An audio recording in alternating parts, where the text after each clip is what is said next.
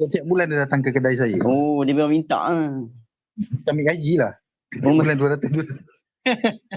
Macam claim lah. Syarikat bernilai lebih kurang 300 ke 400 juta. Kenapa dia minta sumbangan pada engkau lagi?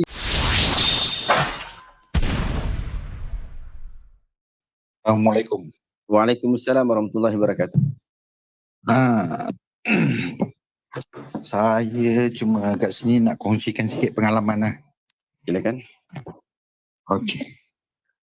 Sebelum ni saya ada bekerja dekat satu kedai hardware di Kota Tinggi lah. Saya bekerja tu dengan hardware tu punya pakcik saya lah. Jadi saya cuma bekerja, tapi selama ni memang kita ada bagi sumbangan tiap bulan pada seorang tu. Memang dulu kita tak tahulah dia tu daripada golongan JSB. Dia sumbangan ni kita bagi untuk dia tempatnya tu di Pengerang lah. Nama tempat dia menggunakan nama Mahat Tafiz Vocational Kismu Dakwah Air Bintan. Kita dulu tak tahu dia ada kaitan dengan JSB tidak, tapi bila kita tengok songkok dia kita boleh nampak lah kan, perbezaan sikit lah kan. Kat situ kita memang sumbangkan lah, sebab kita tak tahu, kita ingat kan selama ni Mahat Tafiz. Jadi setiap bulan tu kita sumbangkan pada dia lebih kurang dalam RM200 setiap bulan selama hampir 10 tahun. Tu dia. 10 tahun? Hampir lama, memang lama. Hampir 10 tahun. Kita tak tahu sebab kita jangkakan ingat dia Mahat Tafiz biasa lah. Lepas tu memang dah banyak kali lah dia invite kita. Dia pelawar kita untuk pergi ke ada sebuah rumah rakit kat situ lah. Dia kata bawa jagaan dia. Lebih kurang dalam selepas COVID lah. Selepas COVID tu saya agak sibuk sikit untuk pergi. Dia pelawar kita banyak kali lah. Jadi saya minta adik saya yang pergi ke sana tengokkan lah bersama kawan saya. Tengok dekat tempat dia tu memang dikendalikan oleh JISB rupanya. Selama ni maknanya kita sumbangkan pada kan, tapi dia menggunakan nama Tafiz, Mahat Tafiz tu lah. Untuk dapatkan sumbangan Mahat Tafiz Vocational Kismu Dakwah Air Bintan. Jadi memang lama lah, dekat 10 tahun lah memang kita memang tiap-tiap bulan kita bagi pada dia. Pasal kita fikirkan benda tu Mahat kan, Mahat Tafiz. Kita tak tahu bila dah terjadi macam dah keluar isu ISB ni baru kita tahu. Lepas dia daripada sudut pendaftarannya memang dia berdaftar macam biasa lah. Dia berdaftar macam biasa. Dia ada bagi resit pada kita apa semua. Tapi bila saya jadi kemukilan beberapa tahun lepas lah, sebelum timbul isu JISB ni, adik saya dengan kawan dia lah pergi ke sana. Dia cuba tanya-tanyalah lebih lanjut lah dengan dia ada sebuah rakit, dia buat macam dia punya resort lah untuk VVIP dia dekat situ semua. Tu kita jadi kemuskilan lah, sedangkan dia minta sumbangan. Sedangkan kalau tengok kemewahan rakit dia tu memang dah macam resort lah, mewah untuk VVIP ni. Dia dekat jadi resort Dia rumah rakit resort Air Bintan. Okey. Jadi baru-baru ni bila timbul isu ni memang betul lah apa yang pandangan adik saya tu lah kan. Yang dia cakap memang tempat ni memang JSB ni kalau ikutkan diorang cakap asetnya memang ratus juta lah kan. Kenapa dia perlu lagi minta sumbangan kan? Betul. Kalau kata kaya sangat ni. Ya betul. Jadi kita ada kesilapan kat situ lah, kita keliru, kita tak tahu kan. Jadi dia gunakan nama Mahat Tafiz Kismu Dakwah Air Bintan tu yang menyebabkan kita ramai rasanya yang dekat kawasan tempat saya memang bagi sumbangan dalam bentuk bulanan pada dia orang. Jadi itu dah pengalaman saya nak cerita lah. Tapi tu hampir 10 tahun lah kita tak tahu. Baru kita tahu baru-baru ni. Lepas tu kita pun dah stopkan lah. Kita dah tak bagi lagi sumbangan pada dia. Macam itulah. Yang ni tuan? Air Bintan. Ya betul. Yang ni di Pengerang. Sebab saya tak tahu apa kaitan dengan dia. Tapi Mahat Tafiz ni, ya betul-betul. Tengok. Ini semua jenis bersongkok. Songkok-songkok JSB ni. Tapi dia menggunakan nama Mahat Tafiz Vocational Kismu Dakwah High Bentan tu untuk dapatkan sumbangan daripada orang ramai lah. Tapi bila saya dapat tahu, bila itulah dia ada sebuah resort, dia saya buat semakan, rupanya resort tu tempat macam kawasan tu lah, Mahat Tafiz tu dijadikan macam pusat kuarantin, tersenarai sebagai pusat kuarantin untuk yang bermasalah, kayak gitulah daripada JSB. Saya dapat saya cuba search lah tempat dia tu tempat apa kan. Dan kat sini ni bukan budak-budak je. Ya. Tapi budak-budak dia memang selalu jugalah di kawasan dalam tempat budak-budak saya. Tu memang ada lah, ramai jugalah tu. Tapi bukan budak-budak saja kat sini. Ya betul. Tapi bila saya tanya pun ada macam cikgu dia, ustaz tu yang minta sumbangan tu, saya selalu juga bertanya dengan dia. Saya cakap dengan dia, sumbangan ni sebenarnya tempat tu Mahat Tafiz ke apa? Dia nak jelaskan tu agak macam mengelirukan saya. Dia kata macam pemulihan lah. Macam gitulah. Tu saya jadi confused. Lepas tu saya ni, isteri saya orang Indonesia. Ini cerita satu lagi lah. Saya ada anak tiri di Indonesia. Jadi saya cakap, saya ingatkan nak pindahkan anak saya tu untuk sekolah di sini. Yang lebih mudahnya di mana? Saya cakap, ini benda ni berlaku lebih kurang dalam 2 tahun lepas lah.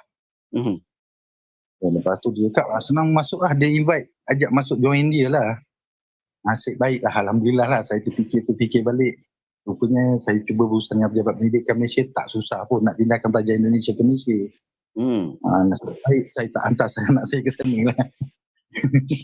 Kalau tidak, jadi JSB ya.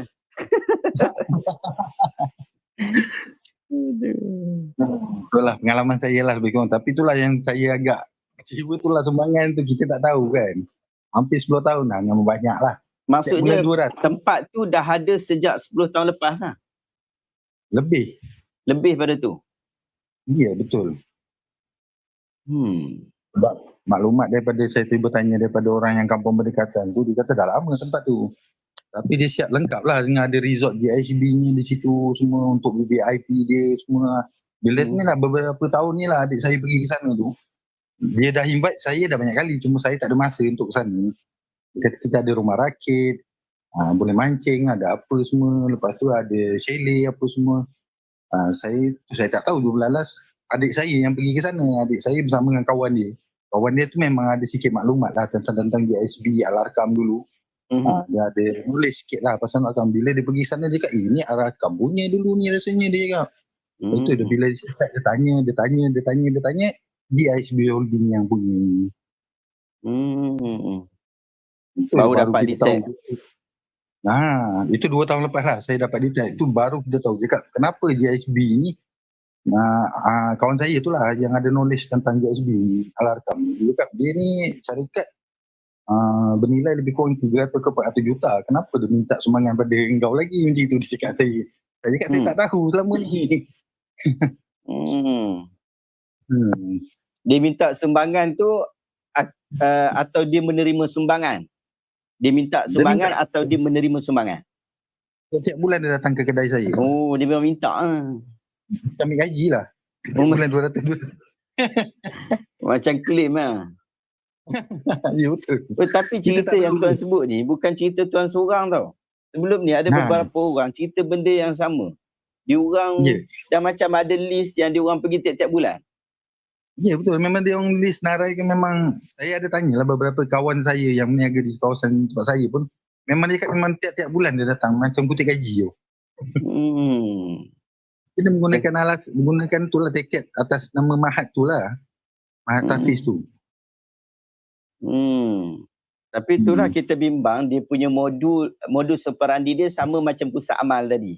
Pusat amal tu betul. Orang pergi bagi sumbangan dekat dia, lala-kali yang itulah yang digunakan untuk bisnes, untuk memajukan bisnes dia. Dan boleh jadi betul. Apa yang diberikan kepada Mahat Tafiz ni juga untuk perkembangan bisnes dia lah. Ya betul. Tapi kita tak tahulah, kita ingatkan dia untuk sumbangan tu untuk membantu menggerakkan Mahat Tafiz tu selama ni kan. Mahat Tafiz ni tuan pernah tengok budak-budak tu hafal Quran tak? Saya tak payah, adik saya yang pergi. Adik saya cakap. Oh, dia pergi check kan? Adik saya tu lah dia pergi ke sana dengan kawan dia yang ada nulis pasal Al-Arkam.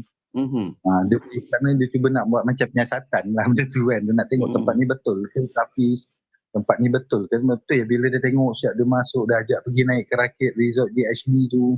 Itu yang dia agak dah jadi muskil. Tapi pelajar-pelajar dia macam blur-blur lah. Kita pernah jumpa juga pelajar dia berniaga dekat pasar malam dekat sini. Dia jual, kalau dulu Al-Arkam kan ada burger bakar tu kan, burger goreng. Dia ada buka dekat pasar-pasar malam di sini, berdekatan sini lah. Kita pernah jumpa lah, dia punya cikgu ustaz dia tu. Nampak dia berniaga kat situ. Tapi bila kita tanya pelajar dia tu macam tak boleh nak jawab. Macam dia macam tak bergaul dengan orang luar. Tanya asal dia mana-mana macam blur. Cakap awak ni anak mak bapak awak orang mana, macam itu. Bila kita tanya, dia tak boleh nak jawab benda-benda gitu. Oh, benda basic saja. Benda basic je kita tanya. Tapi tu saya cakap, dia orang ni daripada kita nak tanya pasal, kita tanya orang kampung situ, anak-anak yang masuk dalam tu anak orang kampung. Orang kampung cakap bukan. Kawan saya tanya, adik saya tanya macam itu orang kampung. Dia kata banyak orang luar dia. Jadi tak tahu asal-usul anak-anak dia orang tu kebanyakan daripada mana. Daripada luar. Kalau sahabat-sahabat boleh tengok dekat online, memang dia orang dekat sini, dia ada Ikhwan Resort Air Bintan. Ada betul. Ikhwan Resort di Bintan ni memang besar. Memang eksekutif lah ni tu. Adik saya masuk dia kat memang bilik VIP dia tu berkunci, memang khas untuk VIP saja. Ya. Dia dekat lokasi dia kat Ladang Sungai Papan, Bandar Penawar kan. Bandar Penawar.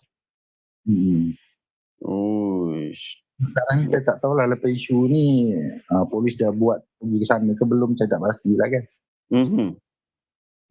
Mungkin dia orang dah buat ambush juga, sebab daripada sudut pihak kerajaan maklumkan, mereka merampas aset-aset tu agak banyak agak tu. Boleh jadi termasuk agak. Itulah pengalaman saya lah, saya nak ceritakan kan. Itulah, yang tapi agak tertipu dekat 10 tahun. 10 tahun tu. Aduh. 10 tahun kita bagi kepada satu tempat yang ni sebenarnya macam ni sahabat-sahabat. Kalau orang menderma dalam keadaan kita meyakini bahawa sedekah kita, zakat kita, derma yang kita berikan itu akan digunakan dengan baik, tidak menjadi masalah lah. Kemudian orang tu nak pakai baik tak baik itu nombor 2 lah. Tetapi kalau kita dah tahu bahawa diorang ni akan gunakan kepada perkara-perkara yang tidak baik ataupun melanggar daripada syarak, seperti mana yang dilakukan oleh JSB ni, maka haram pula untuk kita bagi sedekah kepada orang tu. Sebab dia termasuk dalam isu membazir. Kita tahu benda tu tak dapat bagi manfaat, kita bagi pula kan. Itu masalah.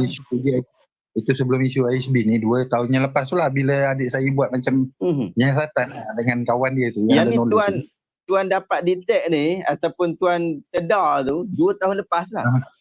Ya, 2 tahun lepas. Okey, sebelum kes ni lagi. Ya, betul. Sebab kawan saya tu ada knowledge sikit lah pasal Al-Arkam. Rufaka dengan JSB. Dia cakap dia lebih tahu pasal dia banyak lah campur dengan Dr. Majli Malik apa semua kan. Jadi dia banyak lah info-info yang dia dapat daripada daripada kawan-kawan dia ke apa benda tu. Jadi itu yang dia dapat tahu, JSB ni satu syarikat yang besar dia. Dia cakap yang besar, kenapa kau dermakan? Itu saya stop terus benda tu. Sekurang-kurangnya itu isu dia. Diorang ada syarikat yang besar, diorang ada mahatafis, pasal apa dia minta sedekah lagi? Ya, betul. Soalan yang masuk di akal. Macam orang tanya baru ni kan, ada pemimpin parti politik tu dia buat mahatafis. Besar mahatafis dia. Kemudian dia ada kereta pun mahal-mahal. Kemudian dia minta sedekah. Orang akan petikai lah. Bukan isu parti politik dia apa, tapi cuma orang akan petikai kan lah. Awak ni nampak macam mewah, tapi awak masih lagi minta sedekah. Benda yang sama. Menarik ya? Tapi dia orang bagi resit semua. Apa? Resit semua dia bagi. Memang ada resit semua. Berdaftar semua dengan resit. Kita masuk lagi untuk gamtek apa semua, memang gunakan resit dulu lah. Menarik. Ada lagi nak dikongsikan Tuan Nazran? Rasa tak ada, tu je lah pengalaman saya lah. Nak beritahu. Terima kasih banyak tuan. Sama. Assalamualaikum. Assalamualaikum. Bagus pengalaman Tuan Azra ni. Dia dah sedar 2 tahun lepas dan sedar pun berdasarkan kepada kemusykilan dan juga keraguan terhadap Ma'had Tahfiz vocational, apa nama tadi? Ma'had Tahfiz vocational Qismud Da'wah Air Bintan. Yang ni. Apa yang dia orang, kalau awak tengok dekat situ, memang ganas Dia orang punya tempat tu. Macam-macam. Tu pun minta sedekah lagi. Saya bagi contoh saya tunjuk kat saya sahabat. Contoh Yang ni tak boleh tunjuk ni. Tengok sikit-sikit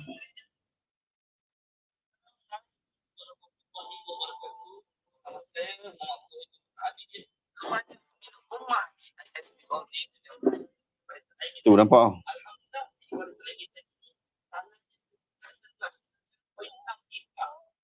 9.6 ekar. Yang mengikuti pertanian, peternakan, perkhidmatan dan lain-lain. InsyaAllah pada kali ini selalu anda semua ke unit pertanian. 9 ekar. Alhamdulillah. Dah cukup. Saya kena ban lagi Tapi cuma tu 9.6 ekar. Ui, ganas betul. Tapi minta sedekah lagi. Dia minta sedekah dia tu bukan sikit-sikit. Dia minta sedekah tu dia ada list.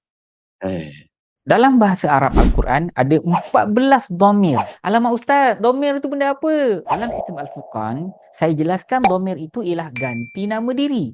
Contoh ganti nama diri apa dia? Aku, dia, mereka, kami, kamu dan lain-lain lah. Ya.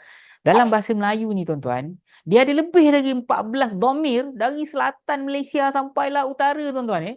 Contoh dia apa? Ese, ekau, dio. Kalau di Perak kita ada apa? Dema, teman, awak kan. Kalau utara apa? Cek, depa, hampa. Semua tuan-tuan Jangan khawatir tuan-tuan Kalau ada 100 pun ganti nama diri dalam bahasa tu, ia akan terbahagi kepada 3 jenis saja.